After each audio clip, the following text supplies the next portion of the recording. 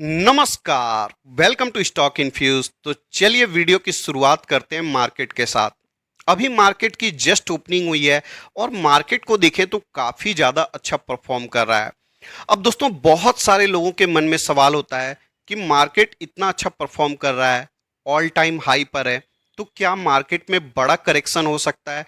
देखिए दोस्तों, मार्केट के बारे में एक चीज़ हमेशा याद रखिएगा, कभी भी ऐसा मत सोचिएगा मार्केट इतना अच्छा परफॉर्म कर गया है इसीलिए मार्केट में बड़ी गिरावट होगी। ऐसा बिल्कुल भी नहीं होता है। अगर आप कोविड के बाद के पीरियड को देखते तो लोग यूं ही बोल रहे थे कि मार्केट 12,000 तक चले गया है, अब मार्केट में गिरावट होगी। 13,000 चले गया है, अब मार्केट में गिरावट होगी। 15,000 चले गया है, अब मार्केट में गिरावट होगी। और जो लोग इंतजार में थे वो कंटिन्यू इंतजार करते रह गए और मार्केट लगातार परफॉर्म करता गया। इसलिए मार्केट में एक रूल होता है, अगर मार्केट अच्छा परफॉर्म कर रहा है कभी भी ऐसा नहीं सोचना चाहिए कि और ज़्यादा अच्छा परफॉर्म नहीं कर सकता है। और अगर मार्केट में गिरावट भी होती है तो कभी भी ऐसा नहीं सोचना चाहिए कि मार्केट में और ज़्यादा गिरावट नहीं हो सकती है। ये जो भी चीज़ें होती है इकोनॉमिक्स के ऊपर डिपेंडेंट होती है, इन्वेस्टमेंट के ऊपर डिपेंडेंट होती है कि मार्केट में ट्रेंड कैसा है, एफआईआई क्या सोचती है, इन्वेस्टर मार्केट के बारे में क्या सोचते हैं। इसी से सारा मामला तय होता है कि मार्केट कैसा परफॉर्म करेगा। और सीधी सी बात है, स्टॉक मार्केट है तो सीधे डायरेक्शन में तो ऊपर जा नहीं सकती है। मार्केट में छोटा मोटा करेक्शन के साथ साथ ऊपर जाता है, तो ये एक नेचुरल सी बात है। लेकिन कोई मार्केट में बड़ा करेक्शन होगा ये मुझे तो नहीं पता है, बहुत सारे लोग बता रहे हैं, तो आप चाहें तो उनकी भी बात सुन सकते हैं। वीडियो में आगे बढ़ने से पहले एक डिस्क्लेमर दे देना चाहूंगा दोस्तों कि इस वीडियो में जिस भी बातों को डिस्कस किया जाएगा वो सिर्फ एजुकेशन पर्पस के लिए होगा। न मैं कोई सेबी रजिस्टर्ड एनालिस्ट हूं, ना ही एडवाइजर हूं। जो भी वीडियो में बातें बताई जाएगी सिर्फ इंफॉर्मेशन पर्पस के लिए है और एजुकेशन पर्पस के लिए है। अगर आपको कोई भी इन्वेस्टमेंट का डिसीजन लेना है तो आप अपने फाइनेंशियल एडवाइजर से कंसल्ट कर सकते हैं या फिर अपने स्टडी के अनुसार डिसीजन ले सकते हैं। अब दोस्तों अगर एफआईआई के डेटा को देखें तो पिछले साल के इसी टाइम पीरियड में एक मंथ का डेटा है, 8,000 करोड़ की सेलिंग की थी एफआईआई ने। और अभी के समय देखें तो 19,989 करोड़ का बाइंग हुआ है। तो दोस्तों एफआईआई का इंपॉर्टेंस मार्केट में सबसे ज़्यादा है। अगर एफआईआई मार्केट में इन्वेस्टमेंट करते जाएगी, कंटिन्यू मार्केट अच्छा परफॉर्म करता जाएगा। अगर एफआईआई सेलिंग करेगी तो मार्केट में कंटिन्यू गिरावट देखने को मिलेगी। बहुत सारे लोग बोलते हैं एफआईआई अगर इन्वेस्टमेंट नहीं भी करेगी फिर भी मार्केट परफॉर्म कर जाएगा, तो ऐसा बिल्कुल भी नहीं है। रिटेल इन्वेस्टर हो या फिर डीआईआई हो, वो मार्केट को थोड़ा सा संभाल सकते हैं, लेकिन अगर मार्केट को परफॉर्म कराना है तो एफआईआई का इन्वेस्टमेंट सबसे ज़्यादा इम्पॉर्टेंट होता है। ये मैंने पहले भी कई बार बताया है कि एफआईआई अगर मार्केट में आती है तो मार्केट बिल्कुल अच्छा परफॉर्म करेगा, इसलिए एफआईआई का डेटा देखना सबसे ज़्यादा इम्पॉर्टेंट होता है। अब दोस्तों इस वीडियो में हम लोग कैंपस एक्टिव वेयर के ऊपर डिस्कस करने वाले हैं। बहुत सारे लोग मल्टी बैगर स्टॉक की तलाश में होते हैं कि एक मल्टी बैगर स्टॉक मिल जाए जिससे हमें बड़ा रिटर्न मार्केट में कमाने का मौका मिले। देखिए दोस्तों, आपको एक बेसिक सा बात समझाने का कोशिश करता हूं कि कोई स्टॉक मल्टी बैगर कैसे बनता है। सबसे पहले उस स्टॉक का ग्रोथ बहुत अच्छा होना चाहिए और साथ में वो कंपनी जिस इंडस्ट्री में काम कर रही है उस इंडस्ट्री में भी बहुत ज़्यादा अच्छा ग्रोथ होना चाहिए, तभी वो कंपनी मल्टी बैगर कंपनी आगे चलकर बनती है। बहुत सारे लोग गलती क्या करते हैं, सिर्फ स्टॉक का नंबर देखते हैं, फंडामेंटल्स देखते हैं और इन्वेस्टमेंट कर देते हैं। और उसके बाद जब स्टॉक का प्राइस गिरता है, फ्लक्चुएशंस होता है, तो वो बहुत ज़्यादा परेशान हो जाते हैं। देखिए दोस्तों, अगर आप एक मोबाइल भी लेते हैं, बहुत ज़्यादा रिसर्च करते हैं कैमरा कैसा है, प्रोसेसर कैसा है, इत्यादि इत्यादि, लेकिन जब आप स्टॉक को लेते हैं, आप किसी से नाम सुन लेते हैं, थोड़ा सा नंबर्स को देख लेते हैं और इन्वेस्टमेंट कर देते हैं। देखिए दोस्तों, स्टॉक क्या है? स्टॉक कंपनी का एक पार्ट है और कंपनी का बिजनेस जैसा परफॉर्म करेगा स्टॉक भी वैसा ही परफॉर्म करेगा। तो इस वीडियो में हम लोग पूरे के पूरे फुटवेयर इंडस्ट्री को शॉर्ट में समझने का प्रयास करेंगे, जो इम्पोर्टेंट पॉइंट है वो समझने का प्रयास करेंगे, और आने वाले 7-10 सालों में ये कंपनी कैसा परफॉर्म कर सकती है, अभी क्यों परफॉर्म नहीं कर रही है, आने वाले 1-2 क्वार्टर में क्या हो सकता है, सारी बातों को हम लोग डिस्कस करेंगे। तो चलिए आगे बढ़ते हैं और सबसे पहले फुटवेयर इंडस्ट्री को देखते हैं। अगर पूरे के पूरे फुटवेयर इंडस्ट्री को देखें तो 15.2 बिलियन डॉलर का मार्केट है इंडिया में, और अगर आने वाले समय में ग्रोथ को देखने जाएंगे तो काफ़ी ज़्यादा अच्छा ग्रोथ आपको देखने को मिलेगा। अगर पूरी की पूरी फुटवेयर इंडस्ट्री को देखें तो आने वाले 7 सालों में ये 8 गुना तक हो जाएगी। आप समझिए दोस्तों, जब पूरी की पूरी इंडस्ट्री 8 गुना होगी तो कितना ज़्यादा हाई ग्रोथ नज़र आता है। अगर CAGR में पूरे के पूरे फुटवेयर इंडस्ट्री को देखें तो 12.83% का ग्रोथ एक्सपेक्ट किया जा रहा है, जिसको कि एक बहुत ही ज़्यादा अच्छा ग्रोथ नंबर माना जाएगा। अब दोस्तों हम लोग समझने का प्रयास करते हैं कि फुटवेयर इंडस्ट्री में इतना ज़्यादा अच्छा ग्रोथ का एक्सपेक्टेशंस क्यों किया जा रहा है। तो अगर फुटवेयर का कंजम्पशन देखें ग्लोबली तो आपको नज़र आएगा कि 3.2 पेयर एवरेज कंजम्पशन है। अगर इंडिया के कंजम्पशन को देखें मात्र 1.9 पेयर पर व्यक्ति का कंजम्पशन है। अगर इसी को यूएस में देखें तो 8.1 पेयर का है। अब दोस्तों इसका मतलब समझिए, इंडिया में जो भी पॉपुलेशन है 1.4 बिलियन का, वो कितना पेयर इस्तेमाल करती है on an average yearly basis में।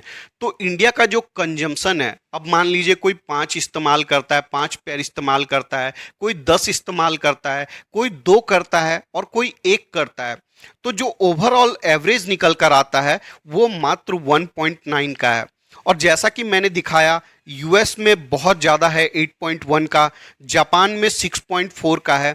अगर कुछ डेवलपिंग कंट्री को देखें तो इंडोनेशिया में ये एवरेज 4 का है, चाइना में देखिएगा 3.3 का है, और ग्लोबली देखें पूरी दुनिया का एवरेज तो 3.2 का है, और इंडिया में मात्र 1.9 का है। जैसे जैसे लोगों का इनकम बढ़ेगा, लोग ज़्यादा फुटवेयर का इस्तेमाल करेंगे। अगर आप बहुत पहले ग्रामीण एरिया में जाते हैं या अभी भी बहुत अंडर डेवलप अगर ग्रामीण इलाकों में जाएंगे तो आप देखेंगे लोग बिना चप्पल का भी रहते हैं। तो इसी वजह से आपको नज़र आता है कि ये जो एवरेज है काफ़ी कम है। और अभी भी देखें तो हमारा कंट्री एक ग्रोइंग कंट्री है। अभी भी अगर इनकम ग्रुप को देखें तो ज़्यादातर लोग लो इनकम ग्रुप में आते हैं, और जैसे जैसे कंट्री का इकोनॉमी बढ़ता जाएगा, लोगों का इनकम बढ़ता जाएगा, वैसे वैसे करके फुटवेयर का डिमांड भी बढ़ता जाएगा। और इसी वजह से एक्सपेक्ट किया जा रहा है कि इंडिया में फुटवेयर इंडस्ट्री काफ़ी ज़्यादा अच्छे से ग्रो कर सकती है। अब दोस्तों ये तो हमने समझ लिया कि पूरी की पूरी इंडस्ट्री में ग्रोथ है, और ग्रोथ क्यों है उसको भी हमने समझ लिया। अब दोस्तों बिजनेस में 2 सेगमेंट है। एक है ऑर्गेनाइज्ड प्लेयर का, जो कि ब्रांडेड कंपनी है, जिसमें रिलैक्सो है, बाटा है, खादिम्स है, कैंपस है, और एक है लोकल प्लेयर जो लोकल लेवल पर फुटवेयर का मैन्युफैक्चरिंग करते हैं। जैसे आपको कानपुर में बहुत ज़्यादा नज़र आ जाएगा जो लोकल लेवल पर मैन्युफैक्चरिंग करते हैं। और अगर ऑर्गेनाइज्ड प्लेयर का मार्केट शेयर देखें, FI15 में कितना था, मात्र 23% का था, जो कि FI25 तक बढ़कर 38% हो जाएगा।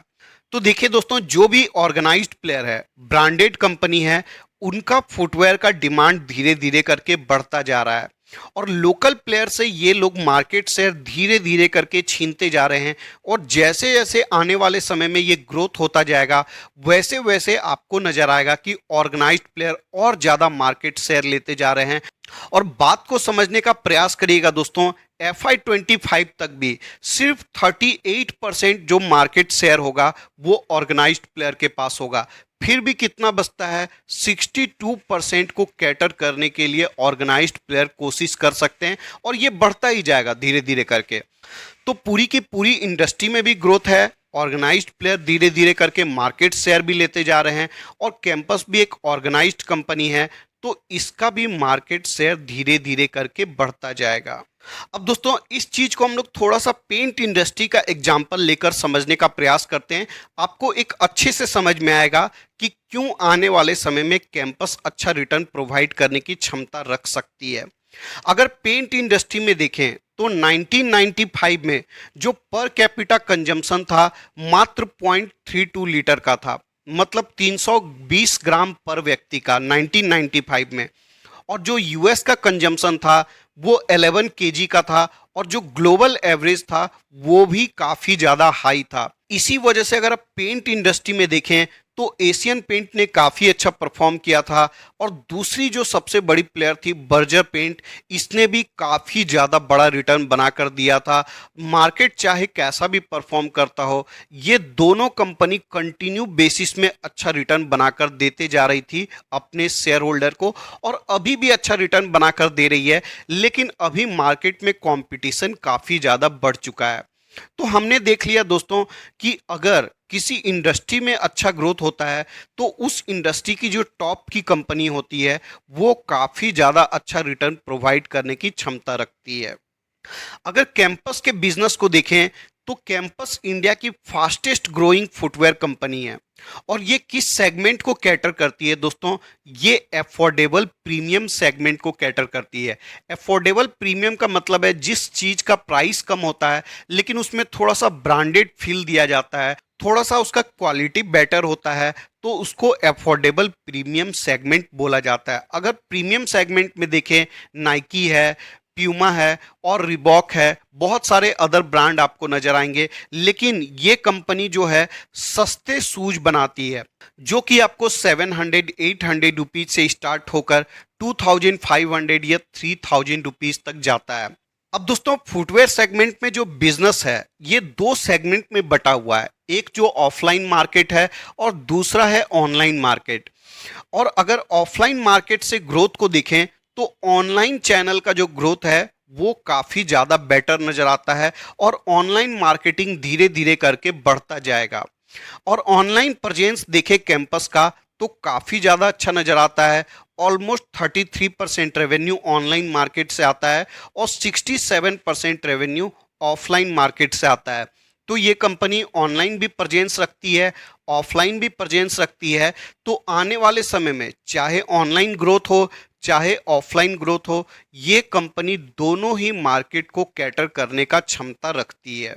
कंपनी का मार्केट कैप 9,500 करोड़ के आसपास है। अब दोस्तों इंडिया का पॉपुलेशन देखिए, 140 करोड़ का पॉपुलेशन है, और उस सेगमेंट की टॉप की कंपनी का मार्केट कैप अभी भी कितना है? मात्र 9,000 करोड़ का है। तो क्या ये इतना ही रहने वाला है? नहीं दोस्तों, बहुत ज़्यादा आने वाले समय में इसका मार्केट कैप हो सकता है। अगर यूएस की टॉप की कंपनी को देखें, नाइकी हो गई या फिर अदर जो भी कंपनी है फुटवेयर सेगमेंट में जो मार्केट में लिस्टेड है, उनका मार्केट कैप देखेंगे तो बहुत ज़्यादा नज़र आता है। और कंसिस्टेंट बेसिस में उन कंपनियों ने अपने शेयर होल्डर को रिटर्न बनाकर दिया है। चलिए, यूएस में मार्केट ऑलरेडी ग्रोथ कर चुका है, लेकिन हमारे यहाँ तो ग्रोथ पोटेंशियल बहुत ज़्यादा है। आने वाले 10 साल, 5 साल, 15 साल, 20 साल तक फुटवेयर इंडस्ट्री बहुत ज़्यादा अच्छे से ग्रोथ कर सकता है, जैसा कि हिस्ट्री में पेंट इंडस्ट्री ने करके दिखाया है। अब दोस्तों बहुत सारे लोगों का कहना होता है कि ये प्रीमियम वैल्यूएशन पर ट्रेड कर रही है, प्राइस टू अर्निंग रेशियो बहुत ज़्यादा है। बिल्कुल दोस्तों, प्राइस टू अर्निंग रेशियो ज़्यादा है, क्योंकि जो बातें मैंने आपको बताई है इंडस्ट्री को लेकर, ये बातें सभी को पता है जो मार्केट के एक्सपर्ट होते हैं। और अभी के समय अगर रिलैक्सो के प्राइस टू अर्निंग रेशियो को देखेंगे 146 का नज़र आता है। अगर बाटा के प्राइस टू अर्निंग रेशियो को देखें 66 का है, और कैंपस के प्राइस टू अर्निंग रेशियो को देखें 81 का नज़र आता है। अब दोस्तों हर एक कंपनी जो अच्छा ग्रोथ कर रही है, सारे का प्राइस टू अर्निंग रेशियो ज़्यादा है, क्योंकि फुटवेयर इंडस्ट्री में ही ग्रोथ काफ़ी ज़्यादा अच्छा है। अगर आप हिस्ट्री निकाल कर देखेंगे तो पेंट इंडस्ट्री की जो भी टॉप की कंपनी थी, बर्जर पेंट और एशियन पेंट, उन दोनों ही कंपनी का जो प्राइस टू अर्निंग रेशियो का हिस्ट्री है, आप देखेंगे तो थोड़ा सा प्रीमियम पर ही नज़र आता था। लेकिन फिर भी उन कंपनियों ने काफ़ी ज़्यादा अच्छा रिटर्न निकाल कर दिया है अपने शेयर होल्डर को। देखिए दोस्तों, जिस इंडस्ट्री में अच्छा ग्रोथ होता है उस इंडस्ट्री की टॉप की कंपनी को मार्केट हमेशा ज़्यादा अच्छा वैल्यू देकर ही चलेगी। कंपनी का आरओसी बहुत अच्छा है, रिटर्न ऑन इक्विटी भी बहुत अच्छा है। अगर फेस वैल्यू को देखें तो 5 का फेस वैल्यू है, ये बहुत ज़्यादा इंपॉर्टेंट नहीं होता है। पैग रेशियो के हिसाब से देखें तो पैग रेशियो के हिसाब से भी कंपनी महंगी नजर आती है। अगर पैग रेशियो एक या एक के आसपास होता है तो माना जाता है कि कंपनी रीजनेबल वैल्यूएशन पर ट्रेड कर रही है, लेकिन पैग रेशियो के हिसाब से भी कंपनी महंगी है। और क्यों महंगी है वो मैंने आपको ऑलरेडी समझा दिया है। अगर कंपनी के ऊपर डेट को देखें तो 355 करोड़ का कंपनी के ऊपर डेट नजर आता है, रिजर्व 400 करोड़ का नजर आता है। तो ओवरऑल देखेंगे तो वैसे कंपनी डेट फ्री नजर आएगी, लेकिन कर्ज थोड़ा सा ज्यादा है क्योंकि कंपनी अपने ग्रोथ फेज में है, बहुत सारा कैपेक्स कर रही है, एडवर्टीजमेंट पर बहुत ज़्यादा स्पेंड कर रही है, अपने ब्रांड बिल्डिंग पर बहुत ज़्यादा ध्यान दे रही है। तो अभी आपको कंपनी के ऊपर डेट तो नज़र आ रहा है, लेकिन जैसे जैसे कंपनी का प्रॉफिट बढ़ता जाएगा, सेल्स बढ़ता जाएगा, कंपनी धीरे धीरे करके डेट को कम करते जाएगी और फ्यूचर में आपको कंपनी डेट फ्री भी होती हुई नज़र आ सकती है। अब दोस्तों इंडस्ट्री का तो ग्रोथ हमने देख लिया, और अभी अगर इस कंपनी के कंपाउंड सेल्स ग्रोथ को देखें तो 5 ईयर में देखिए 29% का है, 3 ईयर में 33% का है और ट्रेलिंग 12 मंथ में 24% का है। प्रॉफिट के ग्रोथ को देखिए, ये भी कमाल का है, 5 ईयर में 30% का है, 3 ईयर में 25% का है और ट्रेलिंग 12 मंथ में कुछ खास निकल कर प्रॉफिट नहीं आया है। इसी वजह से स्टॉक भी कुछ खास परफॉर्म नहीं कर रहा है। अब दोस्तों यहाँ पर आपको एक बहुत ही इंपॉर्टेंट पॉइंट समझाना चाहूँगा। मान लीजिए किसी इंडस्ट्री में 13% का ग्रोथ है, तो उस सेगमेंट में जो भी टॉप की कंपनी काम करती है उनका ग्रोथ कम से कम 25% हो सकता है, 30% तक भी इजीली जा सकता है और वैसे ही कंपनी का प्रॉफिट का भी ग्रोथ निकल कर आ सकता है अगर कंपनी अच्छे से अपने आप को मैनेज करती है तो, जो कि इस कंपनी के द्वारा अभी तक तो अच्छा ही नजर आता है। और अगर कंपनी का प्रॉफिट का ग्रोथ 30% निकल कर आता है तो जो इसके शेयर होल्डर होते हैं उनका रिटर्न इससे भी ज़्यादा बेटर निकल कर आता है, 35 हो सकता है और इवन 40% तक भी जा सकता है। और मल्टी बैगर कंपनी क्या होती है दोस्तों? जो कंपनी आपको 35% 40% का CAGR प्रोवाइड कर रही है, ये रिटर्न तो मल्टी बैगर ही रिटर्न कहा जाता है। अगर आप काउंट करेंगे तो ये 10 साल में आपके पैसे को बहुत बड़ा पैसा बनाकर देने की क्षमता रखती है अगर 40% का CAGR या फिर 35% का CAGR भी आपको मिलता है तो। अगर शेयर होल्डिंग पैटर्न को देखें तो प्रमोटर अपने होल्डिंग्स को छोटा मोटा सेल किए हैं, चलिए बहुत माइनर सा सेलिंग है, कोई देखने वाली बात नहीं है। FII के होल्डिंग को देखें तो देखिए कंटिन्यू बढ़ता जा रहा है, DII के होल्डिंग को देखें तो ये भी धीरे धीरे करके बढ़ता जा रहा है और पब्लिक के होल्डिंग को देखें तो ये कंटिन्यू बेसिस में कम हो रहा है और अभी तो आधा रह गया है, 14% से घटकर मात्र 7% तक। अब दोस्तों मार्केट में एक रूल है, जिनके पास भी पेशेंस नहीं होता है उनके पास मार्केट में पैसा नहीं टिकता है और जिनके पास पेशेंस होता है उन्हीं के पास मार्केट में पैसा रहता है। ये बहुत ही सिंपल सा बात है दोस्तों। क्या होता है, रिटेल इन्वेस्टर 1-2 क्वार्टर में ही परेशान हो जाते हैं, स्टॉक परफॉर्म नहीं कर रहा है, स्टॉक परफॉर्म नहीं कर रहा है और सेल करके एग्जिट कर जाते हैं। अगर एक भी बुरी न्यूज उनको देखने को मिल जाती है, सिंपल सा न्यूज भी अगर देखने को मिलता है तो वो सेल कर एग्जिट कर जाते हैं।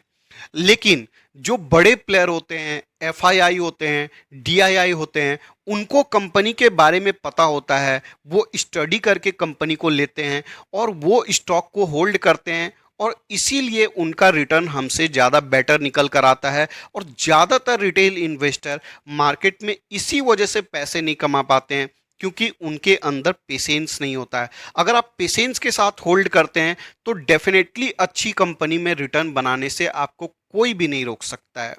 अब चलिए बात करते हैं दोस्तों कि अभी के समय स्टॉक परफॉर्म क्यों नहीं कर रहा है और हमारी इन्वेस्टमेंट की स्ट्रेटेजी क्या हो सकती है।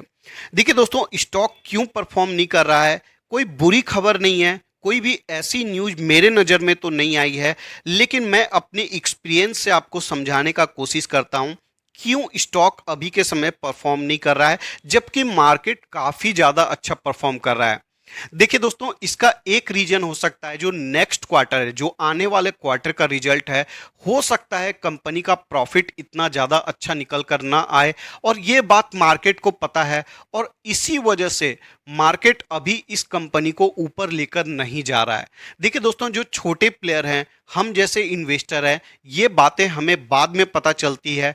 बड़े प्लेयर को क्या होता है, पहले पता होता है। ये एक रीजन हो सकता है, मैं बस अनुमान लगा रहा हूं, मैं श्योर नहीं हूं कि ऐसा ही होगा। ये एक रीजन हो सकता है। लेकिन क्या अगर कंपनी एक क्वार्टर में अच्छा परफॉर्म नहीं करेगी तो कंपनी बुरी हो जाएगी? अगर इससे पहले देखेंगे तो रिलैक्सो ने भी परफॉर्म नहीं किया था, एस्ट्रल ने भी परफॉर्म नहीं किया था, प्रिंस पाइप ने भी परफॉर्म नहीं किया था। तो क्या कंपनी बुरी हो गई? बिल्कुल नहीं दोस्तों। अगर आपने एक दो क्वार्टर के लिए लिया है तो डेफिनेटली आपको टेंशन लेना चाहिए। लेकिन अगर आपका नज़रिया लॉन्ग टर्म का है, अगर आप लंबे वक्त तक के लिए इन्वेस्टमेंट किए हैं, तो डेफिनेटली आपको एक पैसे की भी टेंशन लेने की आवश्यकता इस कंपनी में मुझे तो नज़र नहीं आती है। अब दोस्तों, स्टॉक को देखें तो अपने सपोर्ट के आसपास ही अवेलेबल है। अगर एग्जैक्ट सपोर्ट की बात करें, 300 रुपीज पर इसका सपोर्ट है। अगर मान लीजिए नेक्स्ट क्वार्टर में कंपनी का रिजल्ट इतना अच्छा नहीं भी आता है, फिर भी स्टॉक में बहुत ज़्यादा गिरावट की संभावना नहीं है, और अगर गलती से कंपनी का रिजल्ट अच्छा आ जाता है तो स्टॉक बिल्कुल आपको रॉकेट बनता हुआ दिखाई देगा कि मैंने आपको पूरा का पूरा इंडस्ट्री समझा दिया है कि ग्रोथ काफ़ी अच्छा है और ये कंपनी फास्टेस्ट ग्रोइंग कंपनी है। तो डेफिनेटली बहुत सारे जो बड़े प्लेयर हैं वो इस कंपनी में लॉन्ग टर्म के लिए बेट लेने वाले हैं। अब दोस्तों, आपको डिसीजन लेना है कि इस कंपनी में इन्वेस्टमेंट करना है या नहीं करना है। मैं अपना बता देता हूं दोस्तों, मैं क्या कर रहा हूं इस कंपनी में। मैं अभी के समय इस कंपनी में इन्वेस्टमेंट कर रहा हूं, और जब तक कंपनी डिस्काउंट में रहेगी मैं अच्छा खासा अमाउंट जमा कर लूंगा, और जब स्टॉक में रिकवरी होगी, स्टॉक अच्छा परफॉर्म करेगा, तो मैं कुछ भी नहीं करूंगा, आराम से अपने रिटर्न को एंजॉय करूंगा। तो ये वक्त होता है स्टॉक में बाइंग करने का। लेकिन अभी के समय रिटेल इन्वेस्टर क्या कर रहे हैं, जो स्टॉक भाग रहा है, जो पूरी तरीका से ऊपर के लेवल पर है, जैसे टाटा मोटर्स वगैरह हो गया, तो उस स्टॉक में खरीदारी करने के बारे में सोचे हैं और कैंपस को यूं ही छोड़ दिए हैं। और जब बाद में कैंपस परफॉर्म करेगा, 500 रुपीज पर चली जाएगा, तब रिटेल इन्वेस्टर जो इन एक्सपीरियंस है वो क्या करेंगे, कैंपस में बाइंग करेंगे, और तब हम लोग प्रॉफिट इंजॉय करेंगे। तो प्रॉफिट उन्हीं को होता है जो डिस्काउंट पर बाइंग करते हैं। अगर आपको लगता है कि कंपनी अच्छी है, अपने स्टडी के अनुसार आप इन्वेस्टमेंट करने का विचार कर सकते हैं। अच्छी कंपनी है, छोटी कंपनी है, थोड़ी सी रिस्की कंपनी नजर आती है। रिस्की मैं इसलिए बोल रहा हूं क्योंकि मार्केट कैप अभी भी कंपनी का काफ़ी कम है। लेकिन ठीक है दोस्तों, ये रूल्स के अनुसार बता रहा हूं, बाकी मुझे कंपनी में कोई भी कमी ऐसी नज़र नहीं आती है। इस वीडियो के डिस्कशन के लिए इतना ही रखते हैं। अगर आपको वीडियो पसंद आया है, लाइक कर दीजिएगा। रेगुलर अपडेट्स के लिए चैनल को सब्सक्राइब कर सकते हैं। मिलते हैं किसी और वीडियो में किसी और इंफॉर्मेशन के साथ। तब तक के लिए धन्यवाद।